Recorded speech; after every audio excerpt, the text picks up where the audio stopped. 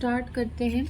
जो आपको कोडिंग के कुछ लेक्चर्स पढ़ा दिए गए थे, जैसे कोड क्या होता है और आपके पास सीक्वेंशियल कोडिंग क्या होती है, प्रोग्रेसिव कोडिंग क्या होती है, ब्लॉक कोडिंग क्या होती है, फेसेटेड कोडिंग और न्यूमेरिक कोडिंग क्या होती है, ये चीज़ें आपको पढ़ा दी गई थी। इसके बाद हमारे पास आ जाते हैं, ये चीज़ रह गई थी characteristics of an affective coding system.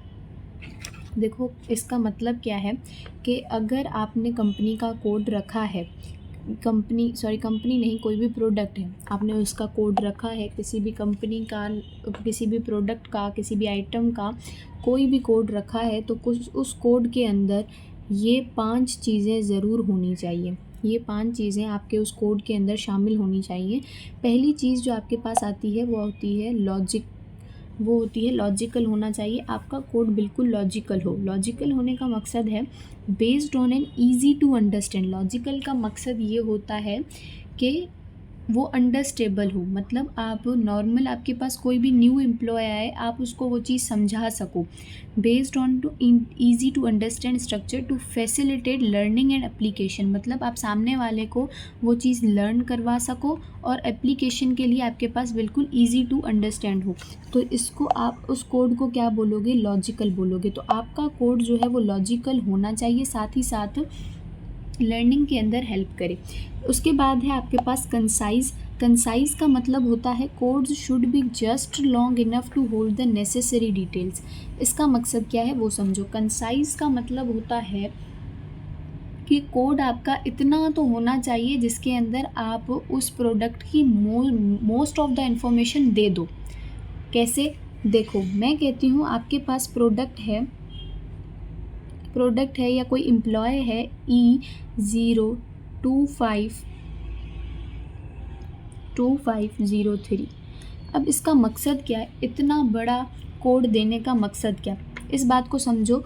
इस बात का मकसद ये है कि ई का मकसद है आपके पास एम्प्लॉय, ई का मकसद एम्प्लॉय, 25 का मतलब है ये एम्प्लॉय आया है 2025 में, और 03 का मकसद है कि ये तीसरा एम्प्लॉय है।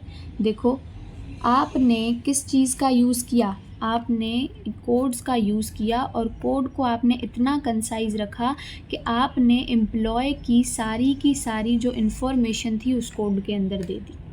मतलब प्रिसाइज रखो, उतना कंसाइज रखो, उतना एग्जैक्ट रखो जिसमें आप टोटल इन्फॉर्मेशन उस प्रोडक्ट की, एम्प्लॉय की, स्टूडेंट की दे सको। आप एग्जांपल लो, जैसे आपके कॉलेज में या स्कूल में रोल नंबर जो होता है उधर भी ऐसे ही लिखा होता है। फॉर सपोज़ कोई स्कूल है या कॉलेज है, जैसे स्कूल है या कोई यूनिवर्सिटी है, उसका आप नाम लिखते हो, कोई भी एक्स नाम ले लो यूनिवर्सिटी का, और उसके अंदर आप लिखते हो 25072। ओके, इसका मकसद ये होता है कि ये यूनिवर्सिटी का नाम एक्स, 25 मतलब ये बच्चा 2025 का है, और 072 का मतलब है कि ये 72 नंबर पे, मतलब इसका रोल नंबर है, इसकी एडमिशन 72 नंबर पे हुई है 2025 में। तो मतलब आपने कोड के ज़रिए इसको इतना कंसाइज बनाया कि आपने स्टूडेंट की सारी इन्फॉर्मेशन उस कोड में दे दी।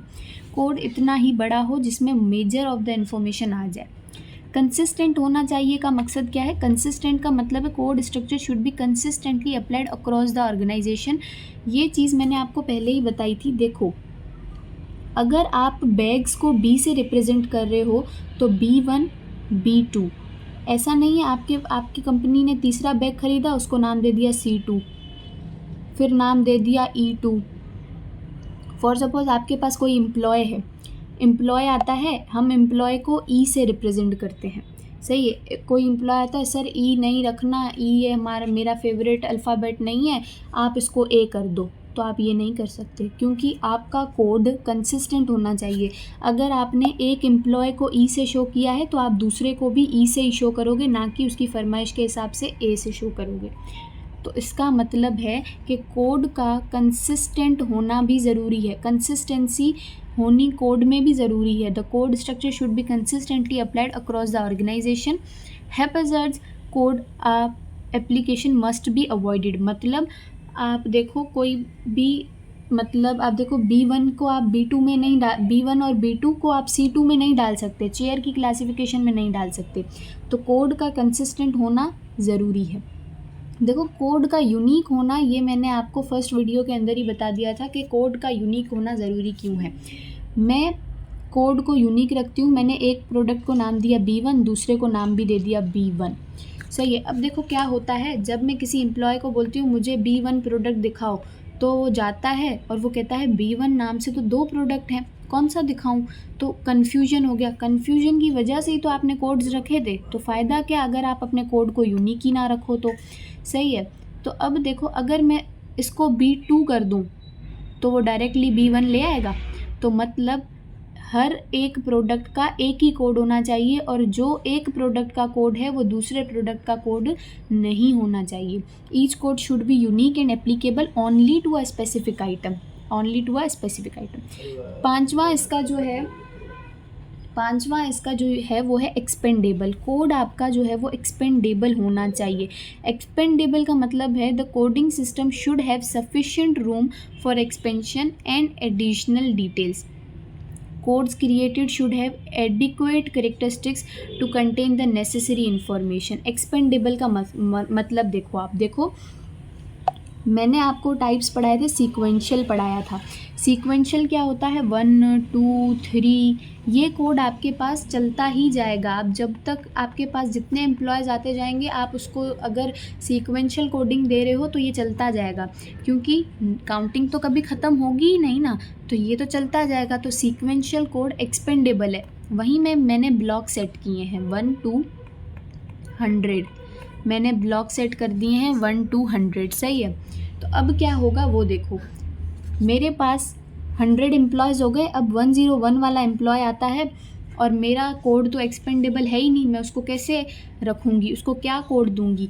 तो आपका कोड एक्सपेंडेबल होना चाहिए। The code should have sufficient, code इतना एक्सपेंडेबल हो, code should have sufficient room for expansion and additional details. Codes created should have adequate characteristics to contain the necessary information. मतलब इतने block तो बनाओ कि भाई कुछ आ तो सके, कुछ सफिशिएंट एम्प्लॉयज़ तो आएँ।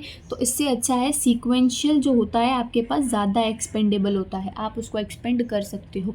तो अगर हम इसका ओवरव्यू दें तो ओवरव्यू आप कैसे दोगे कि अगर आपने कंपनी का कोड रखना है तो 5 चीज़ों को जहन में रखो।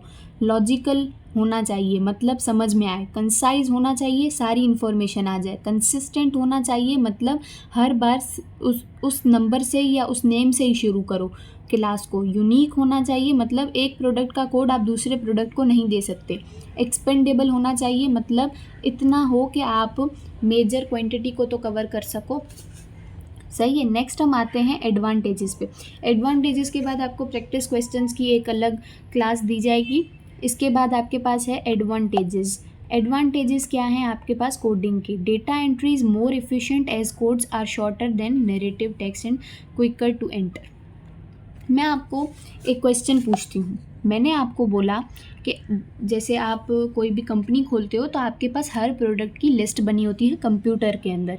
मैं आपको बोलती हूँ कि ओपन करो कंप्यूटर और देखो कि पिंक वुडन चेयर जो है वो नई आई है और उसको एंटर करो। पिंक वुडन चेयर बनी हुई है और उसके ऊपर कुछ फ्लावर्स भी हैं। सही है।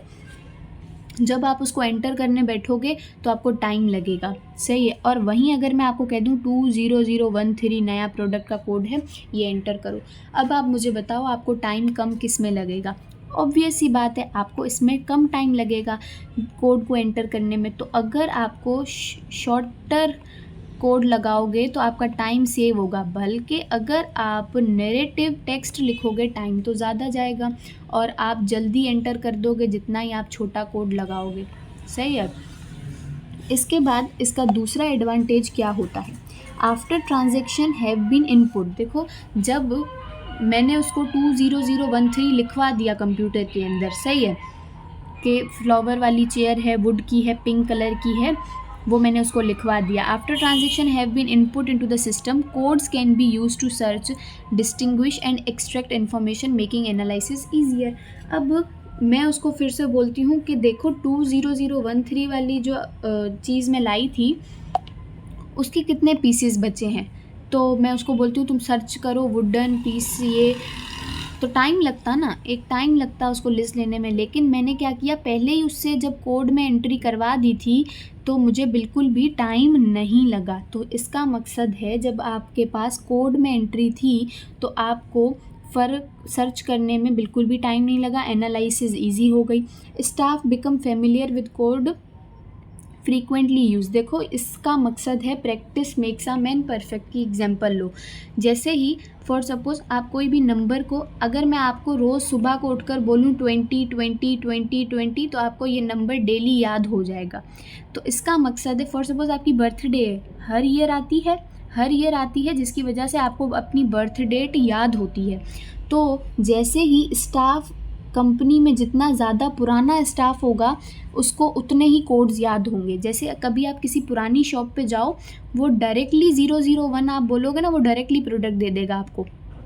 वो चेक नहीं करता कि 0 पे वुड है या 1 पे स्टील है, वो बिल्कुल चेक नहीं करता, वो डायरेक्टली आपको दे देता है। तो मतलब टाइम के साथ साथ फ्रीक्वेंट यूज़ के साथ साथ आपको कोड याद हो जाएंगे। Codes are precise and allocated to specific item, ये हमने ऊपर पढ़ा। कोड्स जो हैं बिल्कुल प्रिसाइज होते हैं और एक ही आइटम पे लगते हैं, ये इनका एडवांटेज है। क्योंकि अगर कोड्स नहीं होंगे तो आप एक ही आइटम को पहचानने में बिल्कुल गलती कर दोगे। तो मतलब प्रिसाइज होते हैं, इतने होते हैं कि सारी इन्फॉर्मेशन उसके अंदर आ जाए और स्पेसिफिक आइटम पे लगते हैं, और कन्फ्यूजन कम होती है। कन्फ्यूजन कैसे कम होती है उसकी एग्जांपल आपको मैंने बैग्स के ज़रिए फर्स्ट वीडियो के अंदर दी थी। And misunderstanding date can arise with narrative description, सही है। तो ये आपके हमने कवर किए कैरेक्टरिस्टिक्स और एडवांटेज। नेक्स्ट वीडियो में हम कवर करेंगे इसके जितने भी प्रैक्टिस क्वेश्चंस हैं, बीपीपी, कैप्लान, और इसके अंदर जो भी बाकी सोर्सेस से जितने भी एमसीक्यूज़ हैं वो कवर करेंगे कोडिंग के।